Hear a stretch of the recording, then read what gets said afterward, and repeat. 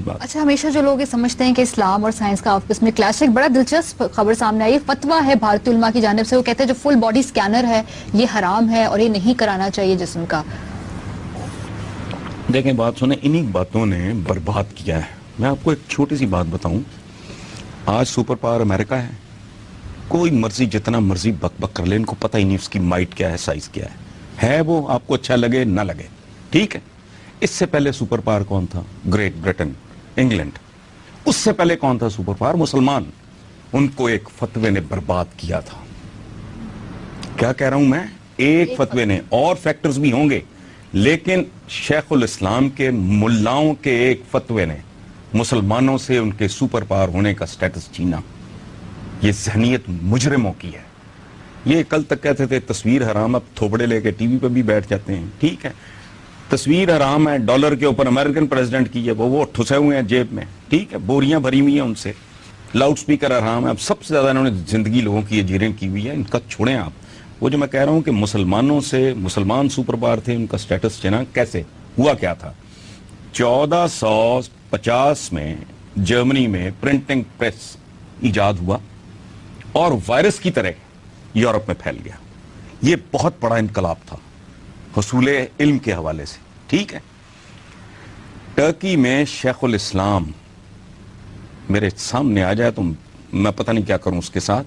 اس نے کہا یہ غیر اسلامی ہے، پرنٹنگ پریس.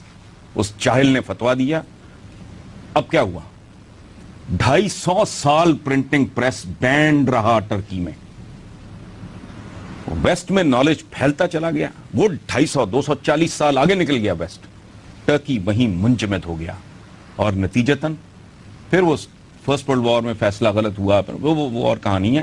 لیکن ایک فتوے نے، یہ جو کہتے ہیں نا سالہ ایک مچھر ہے نا انڈین فلم کا، ایک فتویٰ. اور میں آپ کو بتاؤں یہ سائنس اور ٹیکنالوجی، اس کو رزسٹ کرنا، ان کو برباد کر کے گزر جائے گی ٹیکنالوجی. کدھر رہ گئی ہے؟ کل کی بات ہے نا، ضیاء الحق کہتا تھا چننا لو، دوپٹہ لو. اب کدھر ہیں نیوز ریڈر؟ کدھر گئے دوپٹے؟ کیٹ واکیں دیکھ کے میرے جیسا بندہ بعض اوقات امبیرس فیل کرتا ہے کہ یار یہ کیا ہو رہا ہے. نکل گئی نا بات ہاتھ سے. اچھا اب دیکھو ایک اور بات، 1857 کی جسے جنگ آزادی کہتے ہیں ہم، سائنس اور ٹیکنالوجی بڑی بھیانک چیز ہے. ایک اسکول آف تھاٹ یہ ہے کہ اگر اس وقت تک ٹیلی گراف ایجاد نہ ہوا ہوتا تو 1857 میں انگریز یہاں سے بھاگنے پہ مجبور ہو جاتا. لیکن ادھر میرٹھ میں وہ گینگ اپ ہوئے، ادھر ٹیلی گراف نے اطلاع. پھر وہ کہتے ہیں کہ اگر تھوڑی دیر پہلے یہ ایجاد ہو گئی ہوتی تو ٹائٹینک نہ ڈوبتا. اور سائنس اور ٹیکنالوجی میں پیادوں پہ فتح پائی ان لوگوں نے جنہوں نے پہلی بار گھوڑے کو جنگی مشین کے طور پہ استعمال کیا. پھر ان گھوڑ سواروں پہ ان گھوڑ سواروں نے فتح پائی جنہوں نے سب سے پہلے کاٹھی اور لگام ایجاد کی، اور وہ جنگی مشین کی منووربلٹی. بابر ابراہیم لودھی سے زیادہ بہادر نہیں تھا، نہ رانا سانگا بابر سے کم بہادر تھا. اس کا وہ اپنی زندگی میں دیو مالائی کردار بن چکا تھا. ابراہیم لودھی شیروں کی طرح لڑتا ہوا میدان میں مرا. ایج کیا تھا بابر کا؟ ٹیکنالوجی، توپ خانہ. سو یہ جو فتویٰ بازی ہے نا اس طرح کی، وہ کیا کہتے ہیں، یہ سکین جو ہے یہ غیر اسلامی ہے. ان کی حیثیت کیا ہے؟ یہ تو کہتے ہیں کسی کو خون دینا بھی حرام ہے، اور وہ بھی حرام ہے، وہ بھی حلال ہے. زندگیاں حرام انہوں نے کر دی حرام حلال کے چکر میں. لیکن چھوڑو، ٹیکنالوجی کا یہ کچھ نہیں بگاڑ سکتا. اچھا حسن صاحب، یہاں ہم ایک بریک لیتے ہیں، اور چونکہ آپ نے جنگ آزادی کی بات کی، ایک سوال بھی آیا بھگت سنگھ کے حوالے سے. بریک کے بعد اس کا جواب لیں گے آپ سے. دیکھتے رہیں میرے مطابق.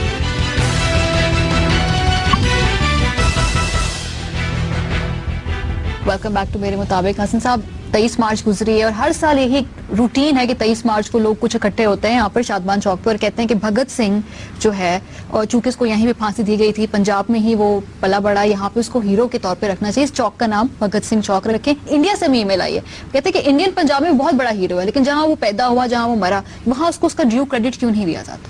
دیکھیں، یہ ہمارے لائل پور کا یہ جو ہمارا ہیرو ہے، یہ میرا ہمشہر، اور مجھے تو اس پہ بہت فخر ہے. اور پچھلے دنوں وہ سینما ڈیمولش ہو گیا ہے، اس کے پچھواڑے میں بھگت سنگھ کے ساتھی رہتے تھے، اور اس کا بڑا ٹائم وہاں گزرا ہے جہاں میرا بچپن گزرا ہے. میں تو اس کو بہت بڑا ہیرو مانتا ہوں. اور دیکھیں، وہ آدمی بھی ہمارا ہیرو ہے جس نے یہاں کے مقامیوں کا قتل عام کرنے والے بندے کو इंग्लैंड जाके मारा, और जब उससे पूछा गया तुम्हारा नाम क्या है तो उसने कहा मोहम्मद राम सिंह। ये मैसेज था। इस खित्ते ने अगर तरक्की करनी है तो वो कौमें जो आपस में 100 साल की जंगें लड़ी जिन्होंने, हम तो 1000 साल इकट्ठे रहे, मिलजुल के सोचना होगा। बिल्कुल दुरुस्त बात है। ये जो हमारे इंडियन जो भाई हैं, ये जिन्होंने ये कहा है, और जो लोकल हमारे जो दोस्त और भाई ये बात कर रहे हैं कि उस चौक का नाम भगत सिंह होना चाहिए, तो ये इसके लिए एक खास तरह का दिल, एक खास तरह का दिमाग, एक खास तरह का ज़मीर चाहिए। वो है, वो लल्लुओं पंजुओं के नाम पे चौक है यहाँ, ठीक है। तो इतना बड़ा वो आदमी, इसको एक जगह ग्लैमराइज किया, पता नहीं को प्ले था ये मूवी, तो मुझे अब याद नहीं, कि जब आखिरी मुलाकात पे भगत सिंह जवानी में मारा गया ना, तो माँ मिलने गई, वो रो रही थी, पता है आखिरी बार बेटे को देख रही हूँ। जरा तस्वर करो उस माँ का, तो वो इतना बेनियाज मौत से, वो माँ को कहता है कि बेबे तू तो इंज रो रही है जिਵੇਂ मैंने फाइल लाने लगे ने, तो अंदाजा ही नहीं उसको, ठीक है, इतनी बेनियाजी। तो डेफिनेटली हमारे तो हीरोज, देखो हमारा प्रॉब्लम ये है, हम सारा कुछ बाहर से, पीर फकीर भी बाहर से, तानसेन भी बाहर से, अमीर खुसरो भी बाहर, कोई लोकल हीरो है ही नहीं।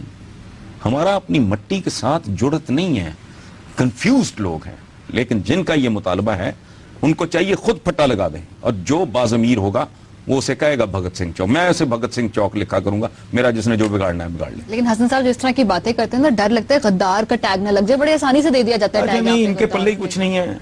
देखो आपके पास अगर देने को, मेरे पास, मुझे देने के लिए आपके पास ना कोई दवा है ना कोई दुआ है, सिर्फ एक गाली है ना, तो दे लो भाई, हमें तो इसकी कोई परवाह नहीं। और ये भी नहीं जानते कि गद्दार तारीख में पैदा कैसे होते हैं। ये हमने ही ठेका नहीं लिया हुआ। कभी मीर जाफर और मीर सादिक का जो साइड ऑफ द स्टोरी है वो भी तो समझो, वो कहानी क्या थी। ये कितना बदतमीज था। इब्राहिम लोदी का भी जिक्र हो रहा था, उसके भाइयों ने, उसके कजन्स ने बाबर को इनवाइट किया था, वो बदतमीज था, वो लोगों की बेइज्जतियां करता था। इसी तरह सिराजुद्दौला का रवैया, उसके करीबी तरीन रिश्तेदार उसके खिलाफ हो गए, तो गद्दारी और चीज है। इसी तरह स्पेन में उसको कौन गया था, चूंकि वो स्पेन का जो बादशाह था बदसात बेगैरत, वो अपने उमरा की बेटियों को एक्सप्लॉइट करता था। फेडरिक गालिबन उसका नाम था। और अब एक बहुत ही अहम अमीर की बेटी को जब उसने इस तरह अब्यूज किया, तो वो ही इनवाइटेड कि आओ हम अंदर से तुम्हारा साथ देंगे, इन मकरू और खबीस लोगों से, इन शैतानों से हमारी जान छुड़ाओ, जिनके हाथों हमारी बहू बेटियों की इज्जतें महफूज नहीं।